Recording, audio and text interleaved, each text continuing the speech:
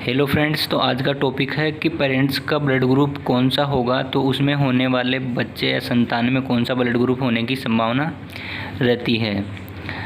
तो उसमें टोटल 10 या 10 ब्लड ग्रुप होने की संभावना रहती है और उन्हें याद करने के लिए ज़्यादा कोई हार्ड रूल नहीं है या वो नहीं है। तो उन्हें याद करने के लिए 5 मेथड है। अगर आपको ये याद हो जाते हैं तो आप इजीली ब्लड ग्रुप निकाल सकते हो। तो स्टार्ट करते हैं टॉपिक। अगर मान लो पेरेंट्स में अगर मेल का ब्लड ग्रुप ए है और फीमेल का बी है, या फीमेल का ए है और मेल का बी है, कैसे भी मान लो, तो उसमें ऑल ग्रुप आने की संभावना रहती है। उसमें जो होने वाली संतान हो उसका ब्लड ग्रुप ए भी हो सकता है, बी भी हो सकता है, ओ भी हो सकता है और ए बी भी हो सकता है। सेकंड बात करते हैं, अगर मेल का ब्लड ग्रुप ए बी है और फीमेल का ब्लड ग्रुप कोई सा भी है, अदर ए है, बी है, ओ है, ए बी है, या फिर फीमेल का ए बी है और मेल का अदर है, तो उसमें विदाउट ओ सारे ब्लड ग्रुप आने के चांसेज रहते हैं। उसमें ओ वाला नहीं आएगा, क्योंकि जहाँ ये ए बी होता है उसकी ओ से कभी भी नहीं बनती, इसकी दुश्मनी है ए बी की ओ से। तो वो बोलता है कि भैया हम सबको ले आएंगे लेकिन ओ को नहीं लेके आएंगे, इसलिए यहाँ पे ओ छोड़कर सारे ब्लड ग्रुप आने के चांस रहते हैं। थर्ड, अगर बात करें मेल का या फीमेल का ब्लड ग्रुप ओ है पेरेंट्स में, या फिर मेल का फीमेल का अदर कोई सा भी है, ए बी, तो उसमें एक तो ओ आने की संभावना रहेगी और अदर जो उसमें ए बी है तो ए बी हो सकता है, अगर उसमें बी है तो बी भी हो सकता है। ये सबसे गरीब है, ये बोलता है कि भैया हम जैसे हैं हम वैसे ही संतान में आ जाएंगे। नेक्स्ट बात करते हैं ओ एंड ए बी। अगर मान लो मेल का ओ है और फीमेल का ए बी है, या फीमेल का ओ है या मेल का ए बी है, तो ये सा इम्पॉसिबल है, ये सा हो ही नहीं सकता, ये साथ नहीं होते हैं। अब बात करते हैं फिफ्थ की।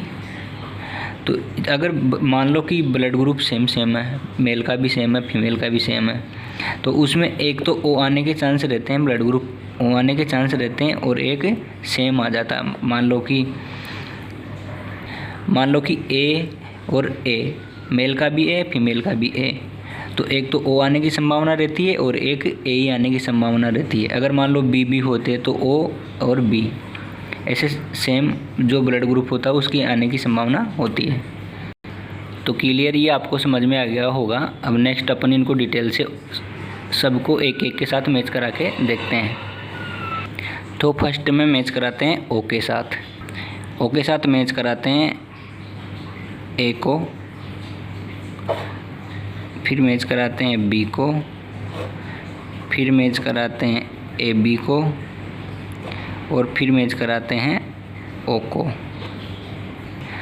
तो अपन ने ऊपर थर्ड वाला जो मेथड पढ़ा था उसमें पढ़ा था कि अगर ओ के साथ कोई सा ब्लड ग्रुप है वो तो सेम के सेम आने की संभावना रहती है, या तो ओ आएगा या फिर वो सेम ग्रुप संतान में आ जाएगा।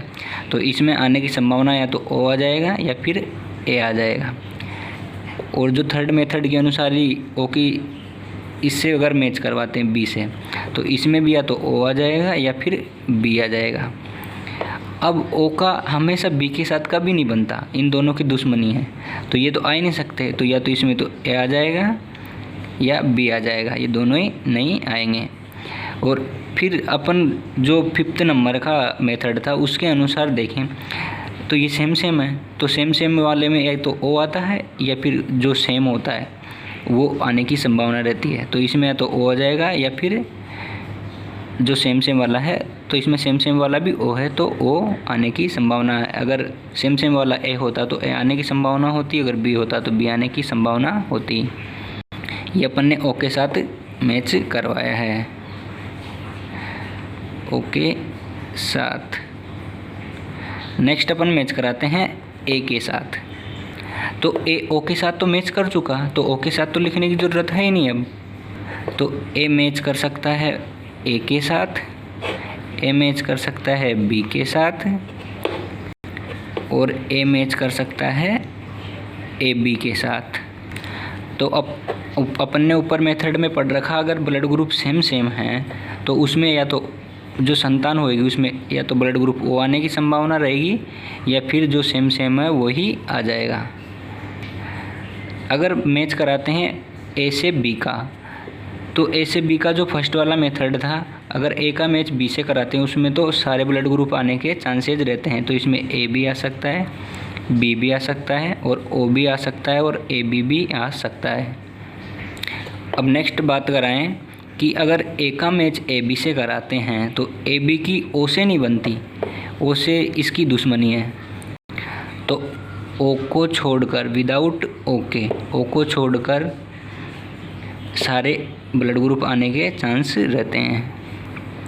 ए भी हो सकता है, बी भी हो सकता है, और ए बी भी हो सकता है, केवल ओ नहीं होगा क्योंकि ओ से इसकी दुश्मनी है। तो ये अपन ने मैच कराया किसके साथ? ए के साथ, ए के साथ।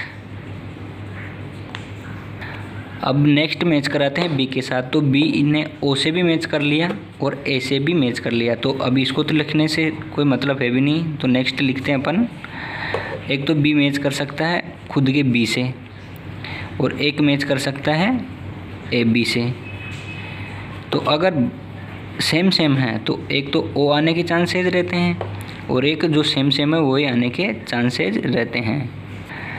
नेक्स्ट है बी से अगर मैच कराएंगे ए बी का, तो ए बी की दुश्मनी ओ से है ही, तो ओ को छोड़ दीजिए। अगर ओ को छोड़कर सारे ब्लड ग्रुप आने के चांसेज रहते हैं। तो ये अपन ने मैच कराया किसके साथ? बी के साथ। अब नेक्स्ट कौन सा बचा? A B. तो ए बी ने बी के साथ भी कर लिया, ए बी ने ए के साथ भी कर लिया, और ए बी ने ओ के साथ भी कर लिया। तो अब ए बी में बचा कौन सा? ए बी ही बचा। तो ए बी को क्रॉस मैच कराएंगे ए बी से।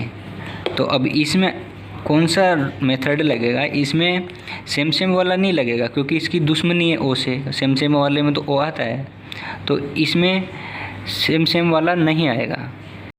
इसमें मेथड लगेगा जो ओ को छोड़कर जो सारे ब्लड ग्रुप आते हैं वो वाला। तो इसमें ए भी आ सकता है, बी भी आ सकता है, और ए बी भी आ सकता है, बाकी ओ नहीं आएगा ओ को छोड़कर। तो इस तरह अपन इनको एक्सपेक्ट में लिख सकते हैं। ये 4, 2 वो 3, 2 और 1। तो बहुत कॉम्प्लिकेटेड है और इनको आप ज़्यादातर छोड़ देते हैं बच्चे, पर अगर मेथड से याद करें तो ज़्यादा कॉम्प्लिकेटेड नहीं है। तो थैंक यू।